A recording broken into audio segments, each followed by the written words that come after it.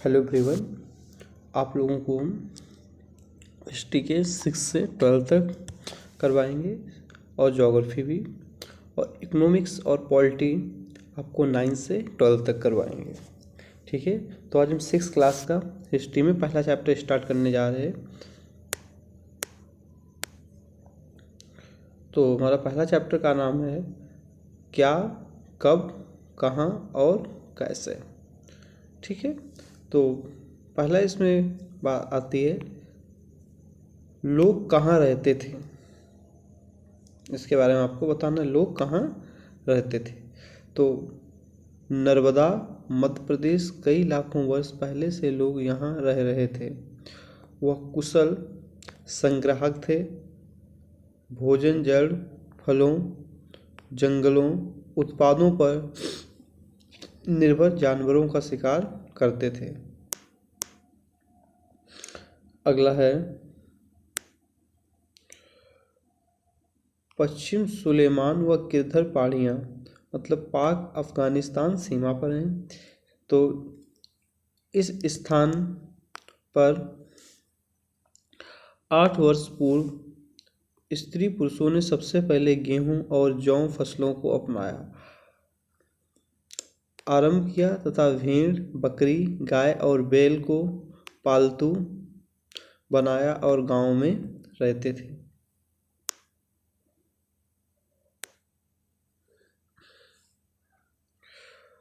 पूर्व में गारो तथा मध्य भारत में विंध्य पहाड़ियाँ। गारो, असम, विंध्य पहाड़ियाँ मध्य प्रदेश, यहाँ पर कृषि का विकास हुआ।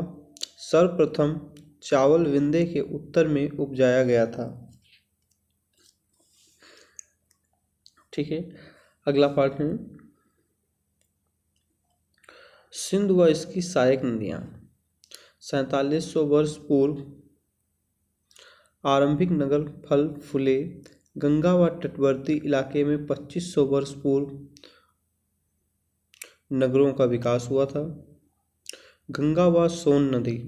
गंगा के दक्षिण में प्राचीन काल में मगध की स्थापना हुई। देश का नाम।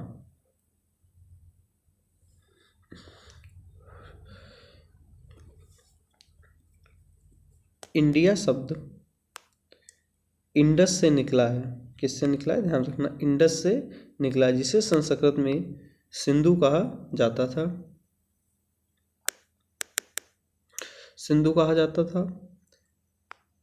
ईरान और यूनान वासियों ने सिंधु को इंडोस अथवा इंडोस कहा और इस नदी के पूर्व के भूमि प्रदेश को इंडिया कहा गया।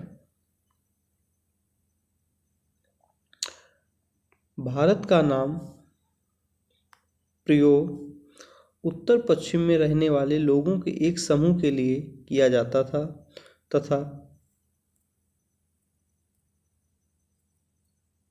तथा वर्ल्ड ऋग्वेद में भी मिलता है।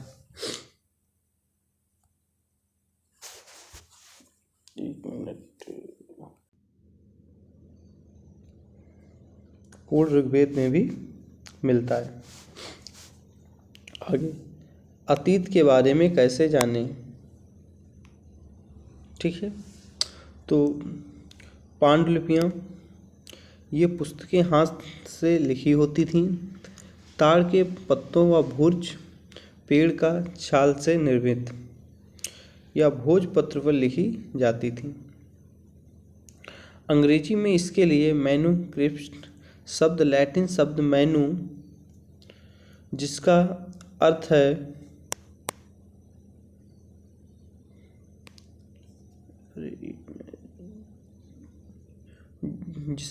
है हाथ। इन पांडुलिपियों में धार्मिक मान्यता, व्यवहार, राजाओं के जीवन, औषधियों तथा विज्ञान आदि प्रकार के विषय की चर्चा मिलती है।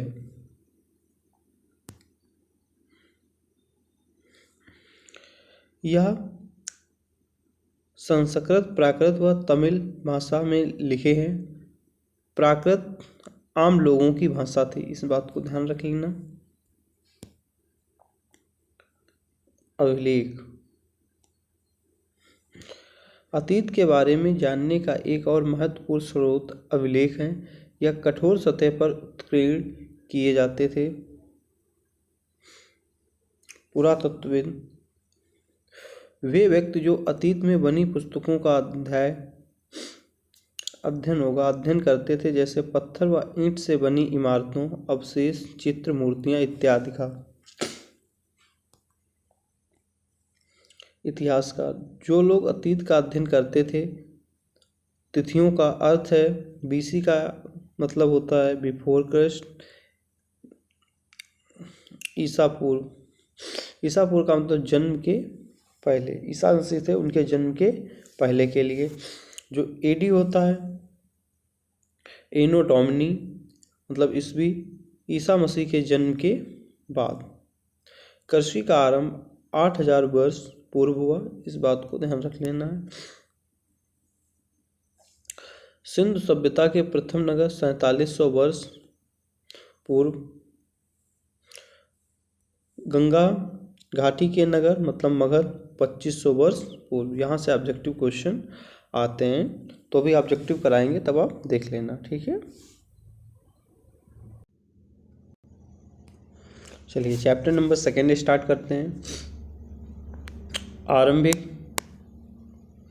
मानव की खोज में, ठीक है। 1 मिनट कलर चेंज कर लेते हैं।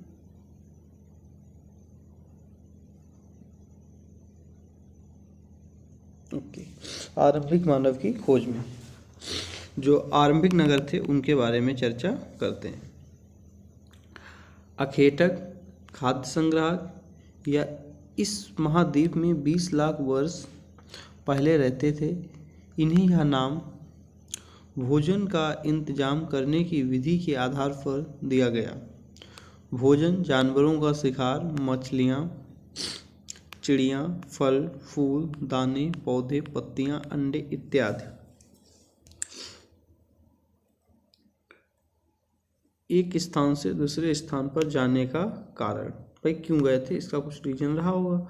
देखते हैं क्या है। भोजन की तलाश में इन्हें एक स्थान से दूसरे स्थान पर जाना, भोजन की तलाश में एक स्थान से दूसरे स्थान जाना पड़ता था इन्हें, क्योंकि भोजन के लिए इधर से उधर ही भटकते रहते थे।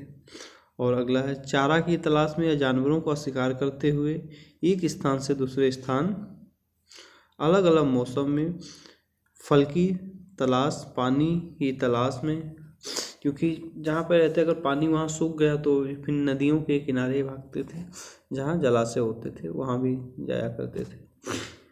अगला है इन लोगों के लिए पत्थरों, लकड़ियों और हड्डियों के औजार बनाए जाते। ये लोग थे पत्थर, लकड़ी और हड्डी वगैरह के औजार बनाया करते थे, ठीक है।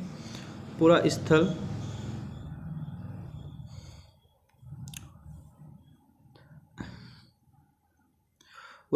उस स्थान को कहते हैं जहाँ औजार, बर्तन, इमारतें जैसी वस्तुओं के अवशेष मिलते हैं।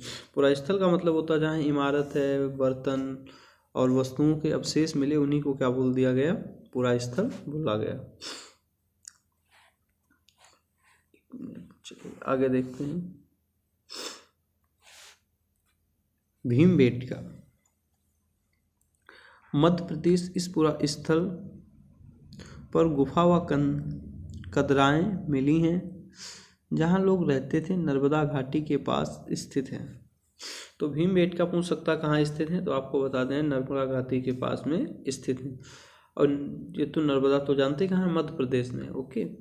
कुरनूल गुफाएं ये क्या है, इनके बारे में भी देख लेते हैं।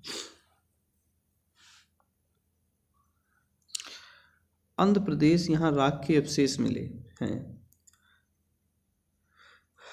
इसका इस्तेमाल प्रकाश, मांस भूनने व खतरनाक जानवरों को दूर भगाने के लिए किया जाता था। जैसे जानवर जो जंगली होते थे वो इन पर हमला ना करें, इसके लिए आग जला देते, जिससे वो डर के भाग जाते थे। और प्रकाश के लिए भी ये यूज करते थे। अगर ये मांस को पकाते थे उसके लिए भी यूज करते थे। तो अगला है लगभग 12,000 साल पहले जलवायु में बड़े बदलाव आए।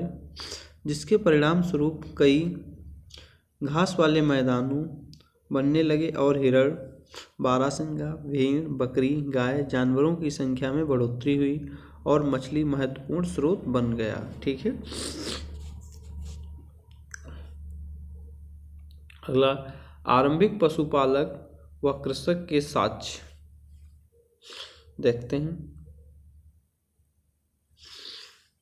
बुरज़होम कश्मीर में है, मेहरगढ़ पाकिस्तान में, चिंतान बिहार भारत में है, कुलडीवा मध्य प्रदेश भारत में है। ध्यान रखना इन बातों को।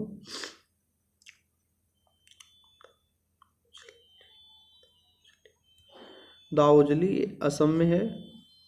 बुरज़होम के बारे में आइए थोड़ा जानते हैं। वर्तमान कश्मीर में, ठीक है, लोग गड्ढे के नीचे घर बनाते थे जिन्हें गर्दवास कहा जाता है।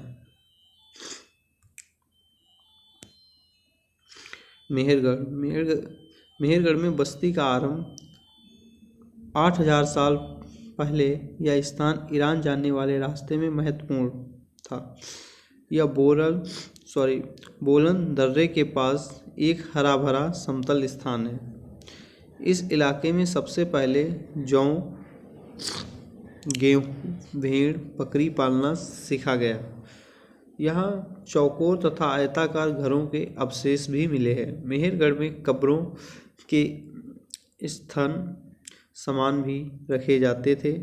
एक कब्र में मानव के साथ एक बकरी भी दफनाई गई है मेहरगढ़ में। यह ऑब्जेक्टिव क्वेश्चन आ सकता है। अभी इसके एमसीक्यू करते हैं तब देखते हैं। पुरापाषाण काल में देखते हैं क्या है। यह दो शब्दों पुरा यानी प्राचीन, पाषाण यानी पत्थर से बना है। इसे 3 भागों में बांट सकते हैं।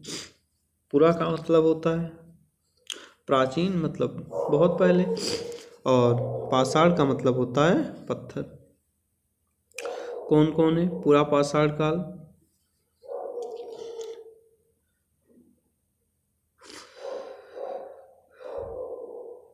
एक मिनट, क्या है भाई? हाँ ठीक है जाइए।